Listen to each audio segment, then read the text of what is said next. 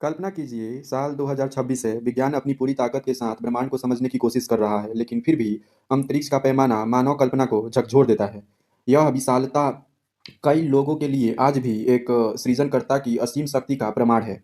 मान लीजिए अगर इंसान एक असंभव गति से यात्रा कर सके, एक सेकंड में एक प्रकाश वर्ष, हाँ, एक सेकंड में एक प्रकाश वर्ष, मतलब कि प्रकाश की गति एक सेकंड में 3 लाख किलोमीटर होती है और प्रकाश एक साल में जो टोटल गति तय करता है, उस गति को सिर्फ एक सेकंड में। सुनने में यह असीम लगता है, लेकिन सच्चाई इसके बाद भी चौंका देती है।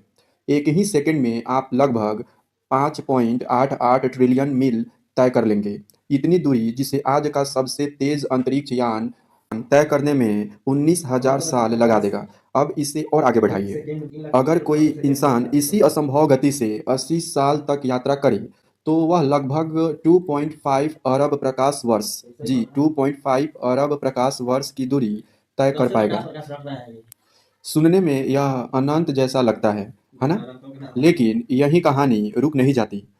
आज जो दृश्यमान ब्रह्मांड हम जानते हैं, उसका व्यास लगभग 93 अरब प्रकाश वर्ष है, जी, 93 अरब प्रकाश वर्ष, यानी 80 साल की इस हाइपर स्पीड यात्रा के बाद भी आप ब्रह्मांड के 3% हिस्से को भी पार नहीं कर पाएंगे।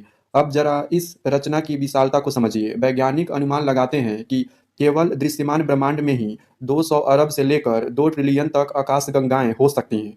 हर एक आकाशगंगा में सैकड़ों अरब तारे हैं। फिर भी ये सब मिलकर ब्रह्मांड में रेत के कणों जैसे हैं। और ये सब स्थिर भी नहीं है। अंतरिक्ष फैल रहा है इतनी तेजी से कि कई दूरस्थ आकाश गंगाओं की रोशनी कभी पृथ्वी तक पहुंच ही नहीं पाएगी। वे हमारे लिए हमेशा के लिए अदृश्य रह जाएंगे। इससे भी अधिक रहस्यमय तथ्य यह है कि जो कुछ हम देख पाते हैं, तारे, ग्रह, आकाशगंगाएं, वे पूरे ब्रह्मांड का सिर्फ 5% है। बाकी 95% आज भी रहस्य है, जिसे हम डार्क मैटर या डार्क एनर्जी कहते हैं, और जिसे विज्ञान 2026 में भी पूरी तरह समझ पाएगा या नहीं, कुछ नहीं कहा जा सकता। जब इंसान अपनी सीमाओं को देखता है, तब उसे अपनी जगह का एहसास होता है। इतनी विशाल रचना के सामने हमारी सबसे साहसी कल्पना भी अधूरी है। इसी अंतर में मानव क्षमता और ब्रह्मांड की अनंतता के बीच कई विश्वास करने वालों को ईश्वर की उपस्थिति दिखाई देती है।